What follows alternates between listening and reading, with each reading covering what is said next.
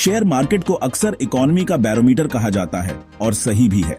ये दिखाता है कि इन्वेस्टर्स कंपनियों और पूरी इकोनॉमी के बारे में क्या सोचते हैं। जब इन्वेस्टर्स को लगता है कि आगे सब अच्छा होगा तो वे शेयर्स खरीदते हैं, जिससे कीमतें बढ़ती हैं, और जब उन्हें लगता है कि आगे कुछ खराब होगा तो वे शेयर्स बेचते हैं, जिससे कीमतें गिरती हैं।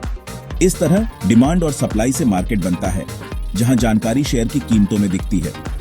एक अच्छा शेयर मार्केट इकोनॉमी के लिए जरूरी है, क्योंकि इससे कंपनियों को आगे बढ़ने के लिए पैसा मिलता है। इससे नौकरियां बनती हैं, काम ज्यादा होता है और सबका भला होता है। इसलिए शेयर मार्केट कैसे चलता है, ये समझना जरूरी है, खासकर उनके लिए जो देश की इकोनॉमी के साथ आगे बढ़ना चाहते हैं। रिजर्व बैंक ऑफ इंडिया, जो देश का सेंट्रल बैंक है, अपने मॉनेटरी पॉलिसी के फैसलों से इंडियन शेयर मार्केट को बहुत प्रभावित करता है। आरबीआई का मुख्य काम है महंगाई को कंट्रोल करना और इकोनॉमी को बढ़ाने के लिए क्रेडिट देना। इसके लिए वो कई तरीके इस्तेमाल करता है, जैसे repo rate, reverse repo rate और cash reserve ratio. Repo rate वो रेट है जिस पर आरबीआई कमर्शियल बैंक्स को लोन देता है। रेपो रेट में बदलाव से बैंक्स के लिए लोन लेना महंगा या सस्ता हो जाता है, जिसका असर बिजनेस और आम लोगों पर भी पड़ता है। कम रेपो रेट से लोन सस्ता होता है, जिससे लोग ज्यादा इन्वेस्ट करते हैं और सामान खरीदते हैं और इकोनॉमी बढ़ती है। वहीं ज्यादा रेपो रेट से महंगाई कम होती है, क्योंकि लोन महंगा हो जाता है। ये ब्याज दर के बदलाव शेयर मार्केट को भी प्रभावित करते हैं, कंपनियों के प्रॉफिट, वैल्यूएशन और इन्वेस्टर्स के विचारों पर असर डालते हैं। हर साल भारत सरकार अपना बजट पेश करती है, जिसका सबको इंतजार रहता है। ये बजट बताता है कि सरकार कहां से पैसा कमाएगी और कहां खर्च करेगी। इससे पता चलता है कि सरकार की क्या प्राथमिकताएं हैं। शेयर मार्केट के लिए बजट बहुत महत्वपूर्ण होता है, क्योंकि इसका कुछ इंडस्ट्रीज और पूरी इकोनॉमी पर बड़ा असर पड़ता है। जैसे अगर सरकार इंफ्रास्ट्रक्चर पर ज्यादा खर्च करती है तो कंस्ट्रक्शन, सीमेंट और स्टील कंपनियों को फायदा होता है और उनके शेयर की कीमतें बढ़ती हैं। इसी तरह किसी सेक्टर को टैक्स में छूट मिलने से उसमें इन्वेस्टमेंट बढ़ता है, जबकि किसी सेक्टर पर टैक्स बढ़ने से उल्टा असर होता है। बजट का फिस्कल डेफिसिट, महंगाई और इकोनॉमी की ग्रोथ पर भी असर पड़ता है, जो इन्वेस्टर्स और मार्केट को प्रभावित करता है। सेक्शन 4 पॉलिटिक्स की हवा कैसे सेंटीमेंट मार्केट के मूड को बदलता है। इकोनॉमी के आंकड़े और पॉलिसी के फैसले मार्केट को प्रभावित करते हैं, लेकिन पॉलिटिकल सेंटीमेंट भी इन्वेस्टर्स के कॉन्फिडेंस को बदलता है। एक स्थिर और बिजनेस फ्रेंडली माहौल से कॉन्फिडेंस बढ़ता है और देशी विदेशी इन्वेस्टर्स मार्केट में आते हैं। लेकिन पॉलिटिकल अनिश्चितता, पॉलिसी में रुकावट या बिजनेस के लिए अच्छा माहौल न होने से लोग डरते हैं और पैसा मार्केट से बाहर चला जाता है।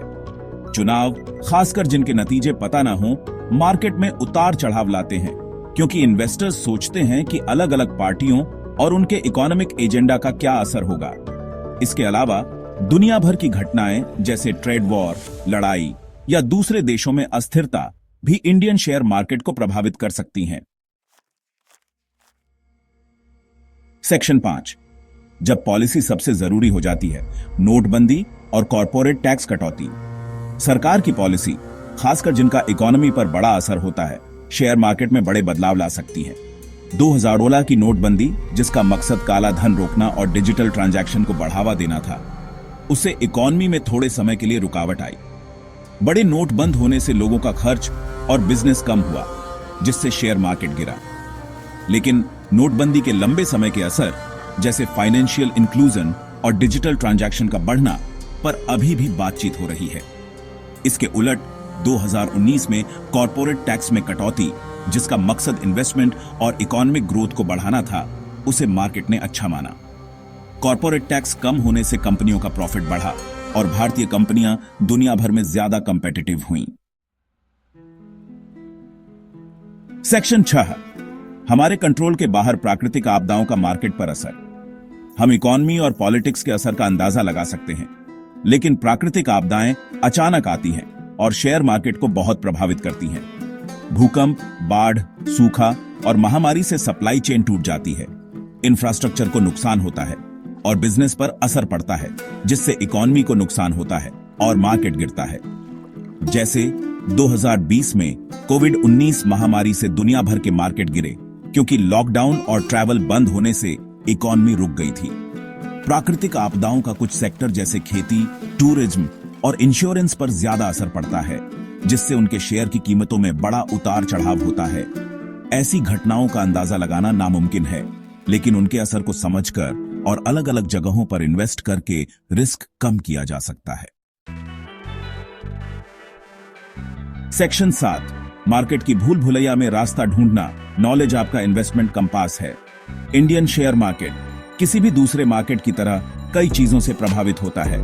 आरबीआई की मॉनेटरी पॉलिसी से लेकर सरकारी बजट, पॉलिटिकल घटनाएं और अचानक होने वाली घटनाएं, इन सब को समझने के लिए नॉलेज, जानकारी और लॉन्ग टर्म सोच जरूरी है। ये समझना जरूरी है कि ये चीजें कैसे मार्केट को प्रभावित करती हैं, ताकि सही इन्वेस्टमेंट के फैसले लिए जा सकें। मार्केट के हर कदम का अंदाजा लगाना नामुमकिन है, लेकिन जानकारी रखकर, रिसर्च करके और एक्सपर्ट्स की सलाह लेकर इन्वेस्टर्स अच्छे फैसले ले सकते हैं। याद रखें, शेयर मार्केट में इन्वेस्टमेंट मैराथन है, स्प्रिंट नहीं, और मार्केट को समझना आपका कंपास है जो आपको सही रास्ता दिखाएगा।